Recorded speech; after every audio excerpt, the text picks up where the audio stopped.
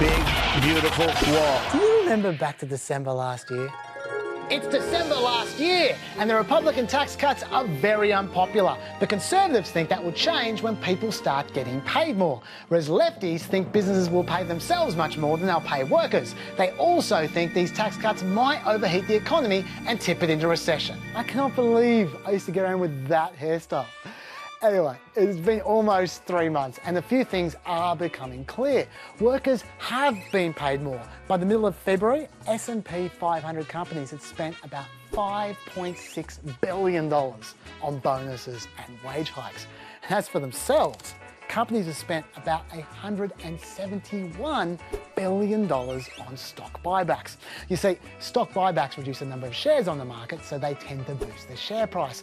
Just to put that in context, this is the value of buybacks for every quarter for the last 15 years or so. And these are the buybacks for the first half of this quarter. And that's not to mention the $325 billion worth of mergers and acquisitions that went through by the first week of March. So you can see very roughly here that the lefties were right that companies would spend most of their tax cuts on themselves. But one, that does not mean the tax cuts disappeared into thin air. They still have an impact on growth. And two, the Conservatives were also right because the workers loved it.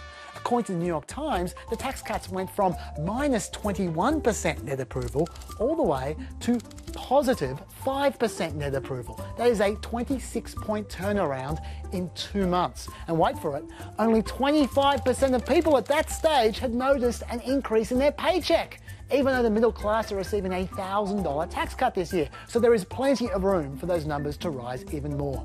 So far, the scoreboard looks like this. 1-all. The tiebreaker is the American economy overheating. Well, the unemployment figures this week were fantastic. With 313,000 net jobs created, there've only been 6 better months in the entire recovery. And this is supposed to be a part of the cycle where the new jobs dry up. So thanks, tax cuts, but maybe the economy is overheating. I mean, this is the number of unemployed people per job vacancy, and it's stuck there at 1 person per vacancy. That means potential workers can afford to be choosy. Businesses need to fight harder for them, and that should drive wages up, which is why this is the unemployment rate, and you can see it is lower than what the Federal Reserve calls the natural unemployment rate. When the unemployment rate is below that red line, like now, wages are supposed to get out of control and inflation should take over. But wages haven't gotten out of control. In fact, they've remained steady for ages. And so has inflation, well below the Federal Reserve's target rate. The economy is not overheating.